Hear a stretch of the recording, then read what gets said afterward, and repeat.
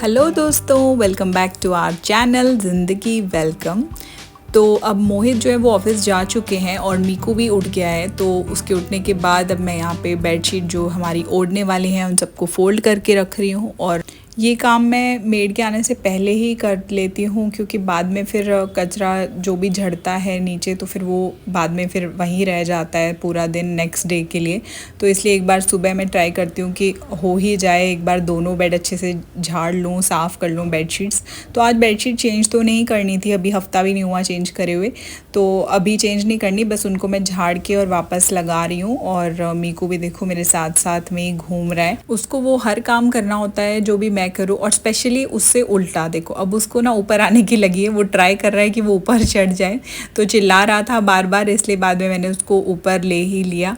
और क्योंकि कुछ बेडशीट मैंने बिछाई दी थी ऑलमोस्ट, लेकिन वो क्या ट्राई करता है ना कि जहाँ से भी मैं बेडशीट ठीक कर रही हूँ तो वो उधर ही जाए और वहाँ से उसे ख़राब कर दे। इवन वो साइड्स में हाथ लगा के और उसको निकाल भी देता है साइड से। तो अभी उसके साथ में थोड़ी मस्ती वस्ती कर रही हूँ। बीच में उसको पूरी मस्ती चाहिए होती है, अटेंशन चाहिए होता है कि कोई भी काम मैं उसके बिना ना करूँ, उसको उसमें चाहिए कि मुझे भी उसमें पार्टिसिपेट करवाओ। तो बस अभी वो यहाँ मस्ती कर रहे हैं, तब तक मैं ये जो दूसरा हमारा सिंगल वाला बेड है उसका भी मैं बेडशीट निकाल के झाड़ के अच्छे से साफ़ करके और उसको बिछा दूँगी। तो ये काम रहता ही है मॉर्निंग का। ऑलमोस्ट ब्रेकफास्ट मैंने कर लिया था, तो जब भी मुझे मौका मिलता है, मतलब मेड के आने से पहले तो मैं कर लेती हूँ, या तो ब्रेकफास्ट से पहले या बाद में। तो मैं मीकू को ब्रेकफास्ट करा रही थी, तभी ये हमारा पार्सल आ गया था अमेज़ॉन से। और इसमें जो चीज़ है ना वो एक्चुअली मीकू के लिए आई है, तो वो एक्साइटेड भी है। उसको मैं बोल रही थी देखो क्या गिफ्ट आया है मीकू के लिए। तो गिफ्ट वो थोड़ा समझने लगा कि गिफ्ट मतलब कुछ निकलेगा उसके लिए, उसकी काम की चीज़। तो ये एक बुक है जो अमेज़ॉन से हमने मंगवाई है, पिकाबू इस बुक का नाम है। और काफ़ी अच्छी बुक लगी मुझे ये, मीकू को काफ़ी इंटरेस्टिंग लगी।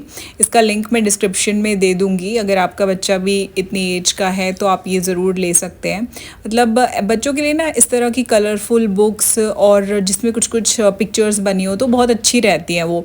एंड आई थिंक ये भी एक तरीका है उनके लिए टीवी फ़ोन वगैरह से उनका पीछा छुड़ाने का, क्योंकि उसको बड़ा इंटरेस्टिंग लगता है बच्चे को ना कि कुछ डिफरेंट कुछ हो रहा है। देखो मीकू को खोलते ही उसमें बड़ा इंटरेस्ट आया, वो खुद ही उसके पेजेस टर्न कर रहा था और चीज़ें देख रहा था। तो मैं यह आपको दिखा रही हूँ कि किस तरह से इसमें है। ये इसमें फोल्डेड है और इसको हम जब हटाते हैं तो अलग अलग पिक्चर्स आती हैं। और इसमें टच का भी है, कुछ कुछ इसमें ना अलग अलग तरह के कपड़े या कुछ अलग टेक्सचर सा बनाए हुए हैं जो बच्चों को टच करके भी डिफरेंट फील होता है, जो भी ये पिक्चर्स हैं। और ये लास्ट वाले पेज पे देखो इस तरह से मिरर लगाया हुआ है इन्होंने, जिसमें बच्चा अपनी पिक्चर देख सकता है। और मीकू को तो ये बड़ा अच्छा लगा था क्योंकि उसमें मिरर था, तो बार बार अपने आप को देखता है उसमें। तो चलो मैंने उसको ना थोड़ी देर के लिए उसकी बुक देख के बिठा दिया था। और यहाँ पे मैं आ गई अब किचन में, किचन की सफाई करने के लिए। उसके लिए मैंने ओट्स बनाए थे दूध वगैरह सब डाल के। तो ओट्स आज थोड़े से मुझसे गिर गए थे जब मैं वो डाल रही थी बनाने के लिए, तो वही पहले मैंने साफ़ किए यहाँ पे, और उसके बाद मैं गैस सब कुछ साफ़ कर रही हूँ। मैंने सोचा अभी वो लगा है थोड़ी देर के लिए तो बिज़ी है एटलीस्ट वो बुक के साथ, तो तब तक मैं यहाँ सफाई कर लेती हूँ। वैसे ज़्यादा देर नहीं रहता है वो, क्योंकि ना उसको ये काम बड़ा इंटरेस्टिंग लगता है। जैसे मैंने आपको पहले भी वीडियोस में बताया है कि वो मेरे साथ आके बैठ जाता है। ये देखो जैसे अभी आके बैठ ही गया था वो। दिन में एटलीस्ट एक बार तो ना गैस की और पूरे ये किचन काउंटर की एक बार तो अच्छे से सफाई करनी बड़ी ज़रूरी होती है। जैसे नॉर्मल कपड़ा तो हम करते ही हैं, जब भी हम रोटी वगैरह बनाते हैं तो कपड़े से साफ़ कर देते हैं, लेकिन एक बार ना अच्छी तरह से गीले कपड़े से भी पूरा साफ़ करना वो ज़रूरी होता है। तो वो मैं हमेशा सुबह के टाइम ही करती हूँ, जब नाश्ता वाश्ता सब बन जाता है। और मेड के आने से पहले मैं कर देती हूँ, जब वो आती है फिर जो भी बर्तन होते हैं वो सब वो करती है, तो उससे पहले ये सब साफ़ हो जाए ना, तो वो काउंटर पे जब बर्तन सब रखती भी है तो पहले से ही अगर साफ़ रहेगा ना काउंटर, तो बर्तन भी उस पर डायरेक्ट रखे जाते हैं, वरना फिर वो गंदा का गंदा ही रह जाता है अगर उसको हम वैसे ही छोड़ दे तो यहाँ ना मैं मीकू को बिठा के उसकी चोटी बनाने की कोशिश कर रही थी। मुझे बड़ा मन करता है कि मैं उसकी चोटी बनाऊँ, मुझे पहले से ही बड़ा शौक़ था कि मेरी लड़की होगी या लड़का, मैं उसको एक बार चोटी वगैरह बनाने का ट्राई करूँ, क्योंकि अभी छोटा है तो मैं उसके लिए कर सकती हूँ, जब बड़ा हो जाएगा फिर तो कहाँ ही ये चोटी वोटी बनवाने देगा, कहाँ मेरी सुनेगा। लेकिन मेरे हस्बैंड को, मोहित को पसंद नहीं है ये सब तो वो नहीं बनाने देते, नहीं तो मेरा बस चले ना तो मैं रोज़ इसकी चोटी बना के रखूँ, मुझे बड़ा प्यारा लगता है। तो अब ये मेरी चाय भी बन गई थी नाश्ते के बाद वाली, और अब सब कुछ हो गया था और मीको अभी सो रहा है। तो अब मैं यहाँ पे फ्रिज से करेले निकाल रही हूँ। तो आज रात को ना करेले बनाने हैं, तो मैं ये दोपहर में ही इनको छील के और काट के रखने वाली हूँ। तो करेले बनाने का मेरा तरीका ये है, आई थिंक करेले ऐसी डिश है कि जो सब लोग अलग अलग तरीके से बनाते हैं। बहुत लोग इनको भर के बनाते हैं, बहुत लोग अलग तरह से सेम टाइम काट के बना लेते हैं, कुछ लोग फ्राई करके बनाते हैं।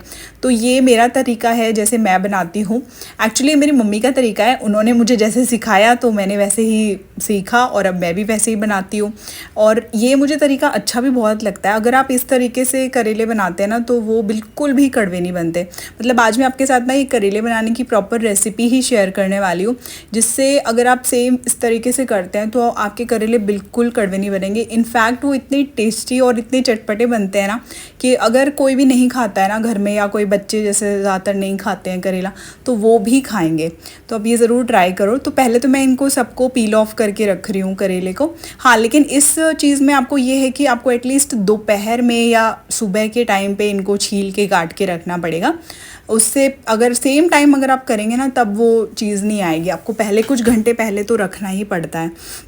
तो मैंने पहले यहाँ सारे करेलों को छील लिया। उसके बाद अब मैं इनके जो बीज होते हैं, ज़्यादा जो मोटे मोटे से होते हैं ना, वो निकाल के रख रही हूँ, क्योंकि वो फिर मुंह में आते हैं ना सब्जी में, तो वो मुझे ही खुद पसंद नहीं है। तो मैं इसलिए ज़्यादातर छोटे मोटे बीज आ जाते हैं वो चलता है, लेकिन जो बहुत ही हार्ड हो जाते हैं बीज तो वो मैं निकाल देती हूँ। तो यहाँ मैं वही कर रही थी, सबके करेलों को मतलब बीज से मैंने इनको कट कर दिया है और जो इनके मोटे मोटे बीज हैं वो सब मैं निकाल रही हूँ। और इस तरह से ना थोड़े से लंबे और थोड़े से पतले शेप में मैं काटती हूँ। वैसे आप इन्हें गोल भी काट सकते हैं, बहुत लोग गोल कट करके करते हैं, वो सबकी अपनी अपनी चॉइस है। मैं इस तरह से करती हूँ, मुझे ऐसे ज़्यादा अच्छे लगते हैं। और ऐसे ना जो उनके मोटे वाले बीज होते हैं वो निकालना आसान होता है। मतलब जैसे अगर हम गोल डायरेक्ट करेले को काटेंगे तो आई थिंक बीज उसके अंदर ही रह जाएंगे। और अब मैं यहाँ पे ना नमक डाल रही हूँ। आप अच्छा सा मतलब 2 या 3 चम्मच उसमें नमक डाल दो, ये सब कट करके, और उसको अच्छे से मिक्स कर दो उनमें। और इनको ऐसे फैला के ना आप छोड़ दो शाम तक के लिए। जब आपको सब्जी बनानी हो उस टाइम तक के लिए आप इनको ऐसे ही छोड़ दो। जैसे आप इन्हें धूप में भी रख सकते हो, धूप में रखोगे तो और भी अच्छी बात है, लेकिन अभी हमारे यहाँ ज़्यादा धूप निकलती नहीं है तो बालकनी में नहीं रखा मैंने, सिर्फ किचन में रख दिया था। और अब शाम का टाइम हो गया है, अब मैं आके यहाँ पे प्याज काट रही हूँ। तो करेले जैसे आपने देखा हमारे आधी किलो के आसपास करेले थे वो, और इतना ही हमें काफ़ी रहता है, जैसे 2 ही जने खाने के लिए तो काफ़ी रहता है। तो उसमें मैं 3 प्याज डाल रही हूँ, थोड़े बड़े साइज़ के ही हैं। तो करेले के साथ ना प्याज आपको ज़्यादा डालने ही पड़ते हैं, नहीं तो करेले बनने के बाद बहुत ही थोड़े से बन जाते हैं। तो इसलिए प्याज ज़्यादा थोड़ा लेना पड़ता है, ज़्यादा क्वान्टिटी में। जैसे आधी किलो के साथ मैंने यहाँ 3 प्याज ले लिए तो वो इनफ थे बनाने के लिए, और उसका टेस्ट भी बहुत अच्छा आता है। तो लहसुन प्याज मैंने काट लिया था, और ये साथ में मीकू भी मेरे सामने बैठा हुआ है, देखो खेल रहा है वो बॉटल के साथ। मीकू को ना पता नहीं क्या इंटरेस्टिंग लगता है, मतलब वो क्या करता है, खाली बॉटल अगर हम उसे दे देते हैं तो उसको ऐसे पहले तो खड़ा करेगा और फिर एक हाथ से ही उसके ढक्कन को खुद से बंद करने की कोशिश करता रहता है। कई बार वो सक्सेसफुल भी हो जाता है आजकल तो, लेकिन कई बार उससे वो गिर जाती है। तब इसको फिर ध्यान आया कि मम्मा यहाँ पे बैठी है और सब्जी काट रही है, तो ये आ गया था मेरे पास। फिर बस अभी मोहित उसके साथ खेलने लगे थे, मैं यहाँ पे आ गई हूँ किचन में। और ये मैंने तेल रख दिया है, सरसों का तेल, और कुछ मैं 4-5 मिर्ची काट रही हूँ। हरी मिर्ची सब अपने हिसाब से ही डालते हैं। ये जो मिर्ची हमारे यहाँ आती है ना, ये छोटी छोटी सी आती हैं, तो ज़्यादा इतना तीखी नहीं होती, तो इसलिए 4-5 डालनी पड़ती हैं। तो बस अब मैंने तेल में जीरा डाल दिया है, जैसे ही सरसों का तेल गर्म हुआ, और फिर लहसुन, प्याज और हरी मिर्च, ये तीनों चीज़ें मैंने डाल दी हैं इसमें। और मैं ना करेले में टमाटर नहीं डालती हूँ, कुछ लोग डालते हैं, मैं नहीं डालती, मैं इस तरह से बनाती हूँ। बाद में क्या किया था ना, ये जो करेले हैं इनको बाद में जो नमक डाल के रखा, तो उसके बाद इनको शाम के टाइम जब आपको बनाना हो तो उससे थोड़ी देर पहले इनको अच्छे से धो लो पानी में और अच्छे से सुखा लो। मतलब एकदम अच्छे से प्रेशर डाल के उनको निचोड़ देना है और पानी सारा निकाल देना है। और उसके बाद जब प्याज इतने से ही मतलब फ्राई हो ना, ज़्यादा एकदम ब्राउन नहीं करने हैं, इतने ही कलर के जैसे आपको दिखे थोड़ा सा, उस टाइम पे उसमें सारे मसाले डाल दो जो भी आप डालते हो, हल्दी, नमक, मिर्च, और वो सब कुछ डाल के फिर इसमें डाल दो करेले। ये ध्यान रखना कि ना प्याज को आपको बहुत ज़्यादा जलने या ब्राउन नहीं करना है, क्योंकि अगर वो पहले ब्राउन हो गए ना तो जब आप करेले डाल के फिर उनको बनाओगे तब वो बिल्कुल ही जल जाएंगे।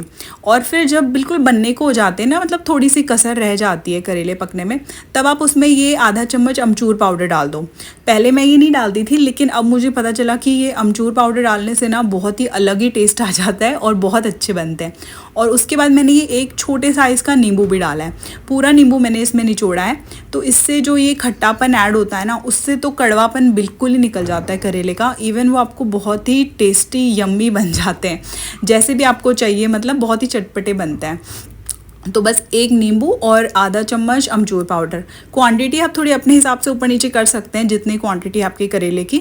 ये मैं आपको आधे किलो के हिसाब से मैं बता रही हूँ। और सब्जी तो बन गई थी पूरी। अब इसके बाद मैं अब यहाँ रोटी बनाने लगी हूँ। मीकू के लिए नहीं बनाए थे मैंने करेले, उसको मैंने कुछ और बनाया था और बस उसके लिए पहले एक रोटी बना दी थी। फिर मोहित उसे खिलाने लगे थे, बाद में मैं और मोहित अलग से बाद में खा लेते हैं जब तक वो खा लेता है। तो बस ये गरम गरम हमारी रोटी हो गई और गरम गरम टेस्टी सी सब्ज़ी। ये देखो बड़ी यम्मी बनती है, आप ज़रूर इस रेसिपी से ट्राई करना। और साथ में मैं लेती हूँ एक गिलास लस्सी का, क्योंकि लस्सी के बिना ना मुझे करेले की सब्जी का वो मज़ा नहीं आता। तो चलिए गाइस, मिलते हैं आपसे नेक्स्ट वीडियो में। चैनल सब्सक्राइब ज़रूर कर लेना।